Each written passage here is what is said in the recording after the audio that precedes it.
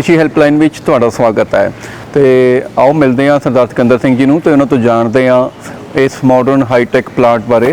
तो सिकंदर सिंह जी दसो कि तुहाडीआं की प्रैक्टिस हैल्दी प्रैक्टिस ने ते जिहदे विच तुसीं कहंदे हो भी साडा modern hi tech plant dairy farm हैगा ये। किसान भरावो सब तो पहला अपना किसानां दा काम आ जमीन तो स्टार्ट होंदा। असीं क्योंकि किसानी सारी मिट्टी नाल ही अपने जुड़ी हुई है। तो हाईटैक दे विच असीं सारी जिहड़ी अपनी पूरा फार्म ही हाईटैक है। इहदे विच तुहाडी क्लीनिंग तो लैके मिल्किंग तो लैके सारी फीडिंग तक दा सारा कुछ ही असीं अपना मैकेनाइजेशन कीता होया। तो सब तो पहला असीं सवेर दी जिहड़ी एक्टिविटी है असीं पशुओं नूं खुराक तो आपां स्टार्ट करदे हां। उहदे विच साडे कोल TMR मिक्सिंग मशीन हैगी है।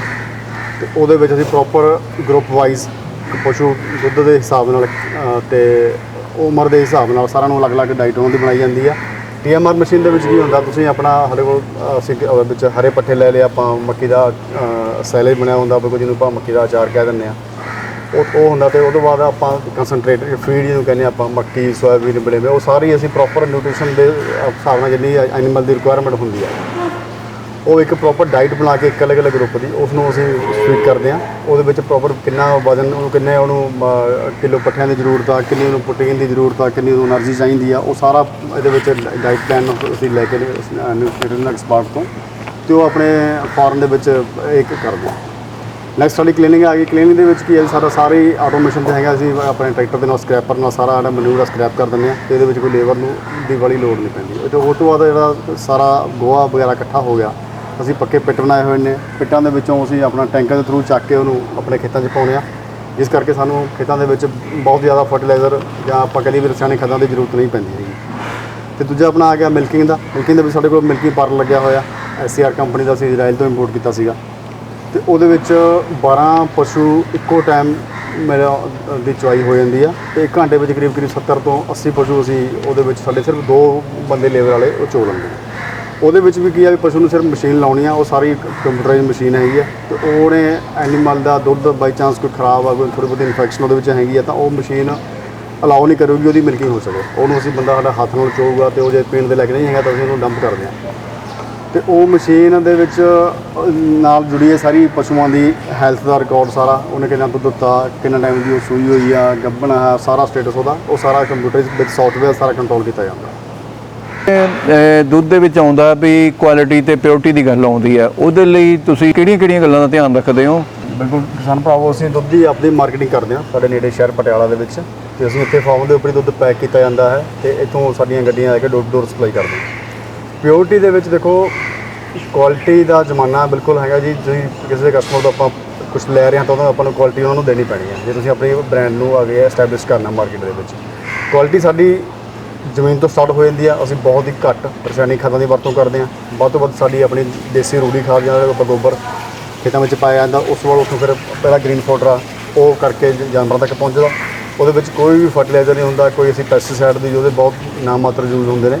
ਅਤੇ ਉਸ ਤੋਂ ਬਾਅਦ ਆ ਗਿਆ ਜੀ ਆਪਣਾ ਦੂਜੀ ਗੱਲ ਆ ਗਈ, ਜਿਹੜੇ ਪਸ਼ੂਆਂ ਨੂੰ ਜੋ ਆਪਾਂ ਜਾਨਵਰ ਨੇ ਤਾਂ ਜੋ ਖਾਵਾਂਗੇ ਆਪਾਂ ਉਹਨੇ ਉਹੀ ਖਵਾਉਣਾ। ਮਤਲਬ ਕੁਆਲਿਟੀ ਤੁਹਾਡੀ ਉੱਥੋਂ ਪਸ਼ੂ ਦੀ ਖੁਰਾਕ ਤੋਂ ਸਟਾਰਟ ਹੋ ਜਾਂਦੀ ਆ।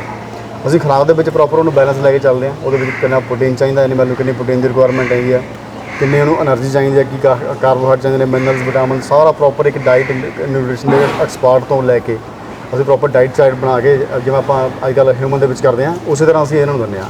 ਅਤੇ ਹਰ ਇੱਕ ਏਜ ਗਰੁੱਪ ਦੀ, ਹਰ ਇੱਕ ਦੁੱਧ ਦੇ ਹਿਸਾਬ ਨਾਲ ਹਰ ਇੱਕ ਗਰੁੱਪ ਦੀ ਅਲੱਗ ਡਾਈਟ ਹੈ। ਹਰ ਇੱਕ ਗਰੁੱਪ ਬਣੇ ਹੋਏ ਨੇ। ਮਤਲਬ ਛੋਟੇ ਸਾਡੇ ਕਾਫ ਜਿਹੜੇ ਹੈਗੇ 70 ਦਿਨ ਤੋਂ ਅਲੱਗ ਡਾਈਟ ਆ ਉਹਨਾਂ ਦੀ, 70 ਦਿਨ ਤੋਂ ਲੈ ਕੇ 120 ਦਿਨ ਤੱਕ ਅਲੱਗ ਡਾਈਟ ਆ। ਅਤੇ ਉਹਦੇ ਅੱਗੇ ਹੀਫਰਸ ਆ ਗਈਆਂ, ਜਿਹੜੀਆਂ ਵੱਡੀਆਂ ਸਾਡੀਆਂ ਜਵਾਨ ਬੱਚੀਆਂ ਨੇ, ਉਹਨਾਂ ਦੀ ਅਲੱਗ ਖੁਰਾਕ ਆ। ਦੁੱਧ ਵਾਲੇ ਪਸ਼ੂ ਨੇ, ਵੱਧ ਦੁੱਧ ਵਾਲੇ ਪਸ਼ੂ ਨੇ, ਤਾਜ਼ੀਆਂ ਸੂਈਆਂ ਗਾਈਆਂ ਨੇ ਜਾਂ ਦੁੱਧੋਂ ਸੁੱਕੀਆਂ ਗਾਈਆਂ ਨੇ, ਸੂਣ ਵਾਲੇ ਪਸ਼ੂ ਨੇ, ਸਾਰਿਆਂ ਦੀ ਬਿਲਕੁਲ ਅਲੱਗ-ਅਲੱਗ ਡਾਈਟ ਹਰੇਕ ਗਰੁੱਪ ਦੇ ਹਿਸਾਬ ਨਾਲ ਬਣਦੀ। ਉਸ ਤੋਂ ਬਾਅਦ ਫਿਰ ਕੁਆਲਿਟੀ ਸਾਡੀ ਆ ਗਈ ਮਿਲਕਿੰਗ ਮਸ਼ੀਨ ਦੇ ਵਿੱਚ। ਅਸੀਂ ਜਿੰਨੇ ਵੀ ਕੋਈ ਵੀ ਪਸ਼ੂ ਆਪਣਾ ਅੰਡਰ ਟ੍ਰੀਟਮੈਂਟ ਹੈਗਾ, ਪਸ਼ੂ ਵੀ ਬਿਮਾਰ ਹੁੰਦੇ ਨੇ ਇਨਸਾਨਾਂ ਵਾਂਗੂ, ਅਸੀਂ ਕਿਸੇ ਵੀ ਪਸ਼ੂ ਨੂੰ ਕੋਈ ਟ੍ਰੀਟਮੈਂਟ ਹੋ ਰਿਹਾ ਉਹ ਦੁੱਧ ਬਿਲਕੁਲ ਅਲੱਗ ਰੱਖਿਆ ਜਾਂਦਾ।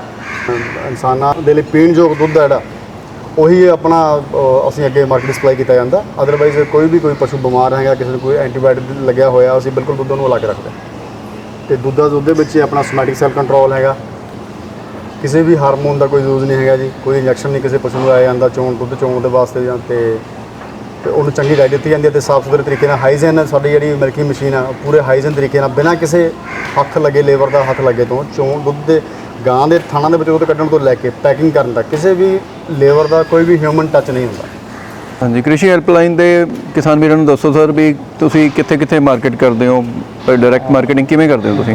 ਹਾਂਜੀ ਕਿਸਾਨ ਭਰਾਵੋ, ਆਪਾਂ ਆਪਣੇ ਫਾਰਮ ਦਾ ਸਿਕੰਦਰ ਡੇਅਰੀ ਫਾਰਮ ਦੇ ਨਾਂ ਤੇ ਇੱਕ ਆਪਣਾ ਬ੍ਰਾਂਡ ਨੇਮ ਰਜਿਸਟਰ ਕਰਾਇਆ ਹੋਇਆ, ਮਾਈ ਵਿਲੇਜ ਮਿਲਕ। ਮਾਈ ਵਿਲੇਜ ਮਿਲਕ ਸਾਡੇ ਫਾਰਮ ਤੋਂ ਲੈ ਕੇ ਅਸੀਂ ਆਪਣਾ ਸ਼ਹਿਰ ਪਟਿਆਲੇ ਵਿੱਚ ਸਪਲਾਈ ਕਰਦੇ ਹਾਂ। ਮਤਲਬ ਸਾਡੇ ਕੋਲ ਅੱਜ ਦੀ ਡੇਟ ਵਿੱਚ ਇੰਨੀ ਡਿਮਾਂਡ ਆ ਕਿ ਸਾਤੋਂ ਸਪਲਾਈ ਮਤਲਬ ਡਿਮਾਂਡ ਪੂਰੀ ਨਹੀਂ ਕਰ ਸਕਦੇ ਅਸੀਂ, ਕਿਉਂਕਿ ਲੋਕਾਂ ਨੂੰ ਜਿਹਨਾਂ ਨੂੰ ਆਪਣੇ ਸਾਡੇ ਕਸਟਮਰਸ ਹੈਗੇ ਜਿਹੜੇ ਅਤੇ ਆਪਣੇ ਖਪਤਕਾਰ ਨੇ, ਉਹਨਾਂ ਨੂੰ ਪਤਾ ਲੱਗੀ ਜਾਂਦਾ ਵੀ ਉੱਥੋਂ ਦੁੱਧ ਸਾਫ਼ ਸੁਥਰਾ ਦੁੱਧ ਮਿਲਦਾ, ਸਾਨੂੰ ਪੂਰਾ ਹਾਈਜਨ ਦੁੱਧ ਮਿਲਦਾ ਅਤੇ ਬਿਨਾਂ ਕਿਸੇ ਮਿਲਾਵਟ ਤੋਂ ਮਿਲਦਾ। ਅਤੇ ਉਹ ਆਪਣੇ ਆਪ ਹੀ ਲੋਕ ਸਾਨੂੰ ਬਿਨਾਂ ਕਿਸੇ ਐਡ ਤੋਂ ਮਤਲਬ ਇੱਕ ਦੂਜੇ ਨੂੰ ਦੱਸ ਕੇ ਹੀ ਲੋਕ ਇਹਨਾਂ ਮਤਲਬ ਸਾਡੇ ਆਪਣੀ ਡਿਮਾਂਡ ਹੈਗੀ ਹੈ ਮਾਈ ਵਿਲੇਜ ਮਿਲਕ ਦੀ। ਅਤੇ ਸਾਡੇ ਕੋਲ ਸਿਰਫ ਇੱਕ ਸ਼ਹਿਰ ਹੀ ਅਸੀਂ ਕਵਰ ਕਰ ਪਾਉਂਦੇ, ਉਹ ਵੀ ਪੂਰਾ ਨਹੀਂ ਹੱਥੋਂ ਕਵਰ ਹੋ ਪਾਇਆ। ਸਾਡੀ ਸਾਰੀ ਜਿੰਨਾ ਵੀ ਸਾਡਾ ਪ੍ਰੋਡਿਊਸ ਹੁੰਦਾ ਸਾਰੇ ਦਾ ਸਾਰਾ ਉੱਥੇ ਆਪਣਾ ਪਟਿਆਲਾ ਸ਼ਹਿਰ ਦੇ ਵਿੱਚ ਹੀ ਖਪਤ ਹੋ ਜਾਂਦਾ ਹੈ। ਇੱਕ ਕਿਸਾਨ ਵੀਰਾਂ ਲਈ ਇੱਕ ਬੜਾ ਵਧੀਆ ਐਸਪੈਕਟ ਹੈ ਵੀ ਰੀਸਾਈਕਲਿੰਗ, ਜਿੱਥੋਂ ਉਹਨਾਂ ਨੂੰ ਖਰਚੇ ਬਚਦੇ ਨੇ ਤੇ ਉਹਨਾਂ ਦੀ ਇਨਕਮ 'ਚ ਵੀ ਵਾਧਾ ਹੁੰਦਾ ਤੇ ਉਹਦੇ ਬਾਰੇ ਸਾਡੇ ਕ੍ਰਿਸ਼ੀ ਹੈਲਪਲਾਈਨ ਦੇ ਕਿਸਾਨ ਵੀਰਾਂ ਨੂੰ ਦੱਸਿਆ ਜਾਵੇ।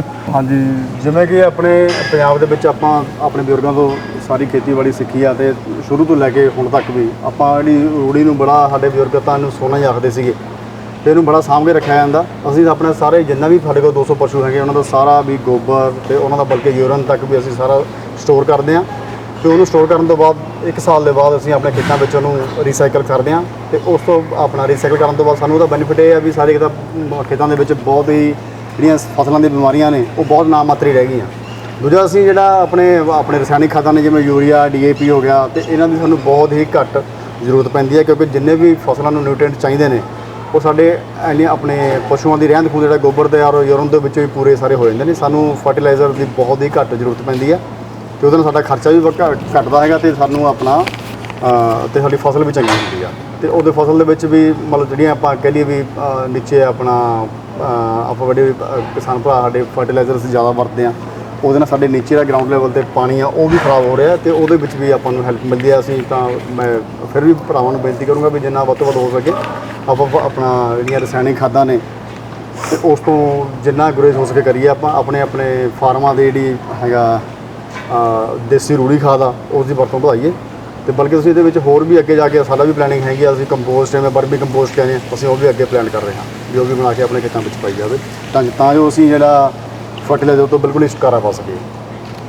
ਇੱਕ ਪਸ਼ੂਆਂ ਦੀ ਖੁਰਾਕ ਬਾਰੇ ਦੱਸਿਆ ਜਾਵੇ, ਇਹ ਖੁਰਾਕ ਕਿਵੇਂ ਤੁਸੀਂ ਤਿਆਰ ਕਰਦੇ ਹੋ, ਇਹ ਦੱਸੋ ਕਿਸਾਨ ਵੀਰਾਂ ਨੂੰ। ਅਸੀਂ ਬਹੁਤ ਗੁਰੇਜ਼ ਕਰਦੇ ਹਾਂ ਫਰਟੀਲਾਈਜ਼ਰ ਵਰਤਣ ਤੋਂ, ਰਸਾਇਣਿਕ ਖਾਦਾਂ ਵਰਤਣ ਤੋਂ, ਬੇਫਾਲਤੂ ਦੀਆਂ ਸਪਰੇਹਾਂ ਕਰਨ ਤੋਂ।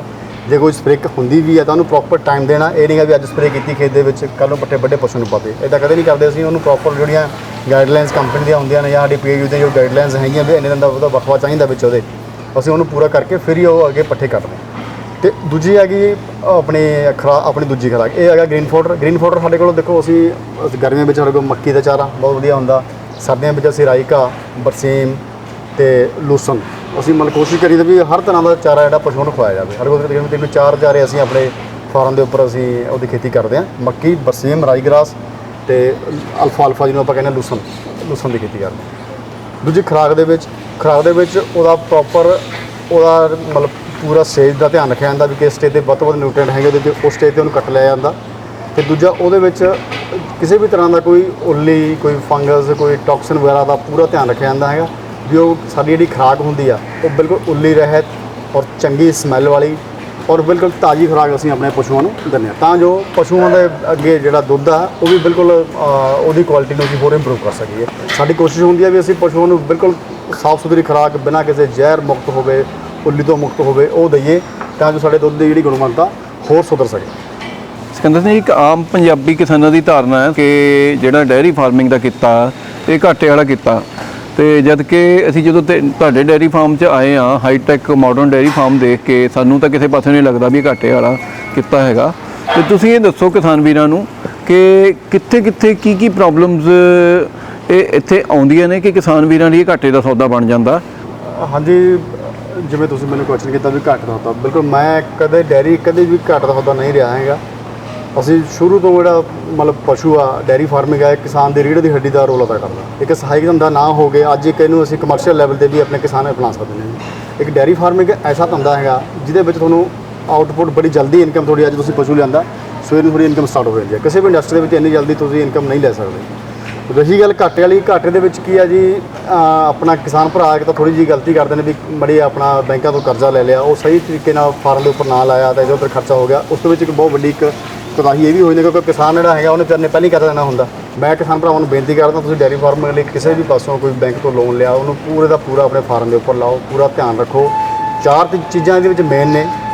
सब तो पहली ਤੁਹਾਡਾ ਸ਼ੈੱਡ जिथे पशु ने रहना वो ਤੁਹਾਡਾ बिल्कुल आरामदायक होने चाहिए ने, ਤਾਂ ही ਤੁਹਾਡੀ ਅੱਗੇ ਜਿਹੜਾ ਪਸ਼ੂ है वो ਦੁੱਧ ਫਿਰ ਕੰਫਰਟ ਰਹਿਣਗੇ ਤਾਂ ਦੁੱਧ ਵਰ ਦੇਣਗੇ। ਦੂਜੀ ਹੈਗੀ ਪਸ਼ੂਆਂ ਦੀ ਬਰੀਡ, ਪਸ਼ੂਆਂ ਦੀ ਖੁਰਾਕ। ਮੈਂ ਜਿਵੇਂ ਪਹਿਲਾਂ ਕੀਤਾ ਵੀ ਤੁਹਾਨੂੰ ਚੰਗੇ ਵਧੀਆ ਆਪਣੇ ਪੂਰਾ ਉਹਨੂੰ ਹਰਾ ਚਾਰਾ ਤੁਸੀਂ ਸਾਰਾ ਸਾਲ ਭਰ ਦਾ ਕਰੋ ਸਟਾਕ, ਚਾਹੇ ਤੁਸੀਂ ਸੈਲਰੀ ਬਣਾ ਕੇ ਰੱਖੋ, ਚਾਹੇ ਤੁਸੀਂ ਗ੍ਰੀਨ ਫੋਡਰ ਉਹਨੂੰ ਦਿਓ, ਡੇਲੀ ਵੱਢ ਕੇ ਦਿਓ, ਤੇ ਉਹਦੀ ਵਧੀਆ ਨਿਊਟ੍ਰੀਐਂਟ ਫੀਡ, ਕਿਉਂਕਿ ਉਹਦੀ ਜੋ ਪਸ਼ੂ ਦੀ ਰਿਕੁਆਇਰਮੈਂਟ ਆ ਉਹ ਤੁਸੀਂ ਪੂਰੀ ਕਰੋ। ਤੇ ਚੌਥਾ ਆ ਗਿਆ ਤੁਹਾਡੀ ਮੈਨੇਜਮੈਂਟ ਦੇ ਵਿੱਚ ਕੀ ਹੈਗਾ, ਤੁਹਾਡੀਆਂ ਤੁਸੀਂ ਆਪਣੇ ਫਾਰਮ ਨੂੰ, ਆਪਣੇ ਜਾਨਵਰਾਂ ਨੂੰ ਕੋਸ਼ਿਸ਼ ਕਰਨੀ ਆ, ਆਪਣੀ ਮੱਝਾਂ ਗਾਈਆਂ ਨੂੰ ਵੀ ਕੋਈ ਕਿਸੇ ਤਰ੍ਹਾਂ ਦੀ ਕੋਈ ਬਿਮਾਰੀ ਨਾ ਆਵੇ। ਆਪਣੇ ਫਾਰਮ ਨੂੰ ਪੂਰਾ ਤੁਸੀਂ ਹਾਈਜੀਨ ਰੱਖਣਾ, ਤੇ ਸਮੇਂ-ਸਮੇਂ ਤੇ ਉਹਨੂੰ ਵੈਕਸੀਨੇਸ਼ਨ ਜਿਹੜੀਆਂ ਹੈਗੀਆਂ, ਜਿਵੇਂ ਸਾਡੀਆਂ 2-3 ਮੇਨ ਬਿਮਾਰੀਆਂ ਹੈਗੀਆਂ ਪਸ਼ੂਆਂ ਦੇ ਵਿੱਚ, ਗਲਘੋਟੂ ਹੋ ਗਈ ਤੇ ਮੂੰਹ ਖੁਰ ਹੋ ਗਿਆ ਤੇ ਬਰੂਸੋਲੋਸਿਸ ਹੋ ਗਿਆ, ਉਹਦੀ ਵੈਕਸੀਨੇਸ਼ਨ ਪ੍ਰੋਪਰ ਤਰੀਕੇ ਨਾਲ ਕਰੋ। ਤੇ ਕਿਸਾਨ ਭਰਾਵੋ, ਮੈਨੂੰ ਨਹੀਂ ਲੱਗਦਾ ਵੀ ਕਿਸੇ ਪਾਸਿਓਂ ਆਪਣਾ ਜਿਹੜਾ ਡੈਰੀ ਦਾ ਧੰਦਾ ਘਾਟੇ ਵਾਲਾ ਹੈ। ਇੱਕ ਨਾ ਕਿਸਾਨ ਵੀਰਾਂ ਨੂੰ ਬਰੀਡਿੰਗ ਦੇ ਮਸਲੇ ਤੇ ਵੀ ਕੋਈ ਚਾਨਣ ਪਾਓ ਵੀ ਤੁਸੀਂ ਬਰੀਡਿੰਗ ਦਾ ਕਿਵੇਂ ਧਿਆਨ ਰੱਖਦੇ ਹੋ।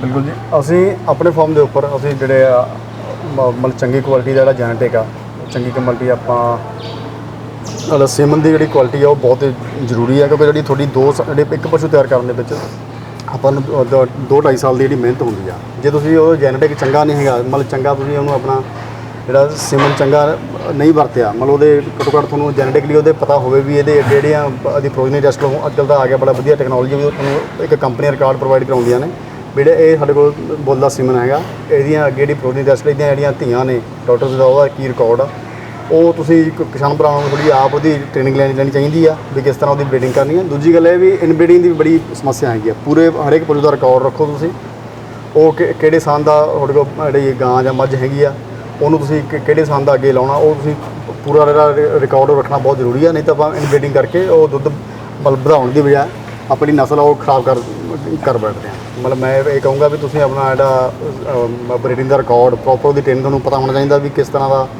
ਕਿਵੇਂ ਅਸੀਂ ਇਹਨੂੰ ਮੈਨੇਜ ਕਰਨਾ। ਤੁਸੀਂ ਐਕਸਪਰਟ ਤੋਂ ਆਪਣੀ ਉਹਦੀ ਨੌਲੇਜ ਜ਼ਰੂਰ ਲਾਓ ਤੇ ਉਹਦਾ ਰਿਕਾਰਡ ਜ਼ਰੂਰ ਰੱਖੋ ਹਰੇਕ ਚੀਜ਼ ਦਾ, ਵੀ ਕਿਹੜੇ ਪਸ਼ੂ ਦਾ ਕਿਹੜੇ ਸੀਮਨ ਦਾ ਸਾਡੇ ਕੋਲ ਹੈਗਾ ਤੇ ਉਹਨੂੰ ਅੱਗੇ ਕਿਹੜਾ ਲੱਗ ਸਕਦਾ ਕਿਹੜਾ ਨਹੀਂ ਲੱਗ ਸਕਦਾ, ਇਹ ਚੀਜ਼ਾਂ ਦਾ ਧਿਆਨ ਰੱਖਣਾ ਬਹੁਤ ਜ਼ਰੂਰੀ ਹੈ। ਅੱਛਾ ਸਿਕੰਦਰ ਸਿੰਘ ਜੀ, ਤੁਹਾਡਾ ਬਹੁਤ ਬਹੁਤ ਧੰਨਵਾਦ। ਆਸ ਹੈ ਕਿਸਾਨ ਵੀਰ ਇਸ ਜਾਣਕਾਰੀ ਤੋਂ ਜ਼ਰੂਰ ਲਾਹਾ ਲੈਣਗੇ ਤੇ ਅਗਲੀ ਵਾਰ ਨਵੀਂ ਜਾਣਕਾਰੀ ਲੈ ਕੇ ਫਿਰ ਹਾਜ਼ਰ ਹੋਵਾਂਗੇ। ਧੰਨਵਾਦ।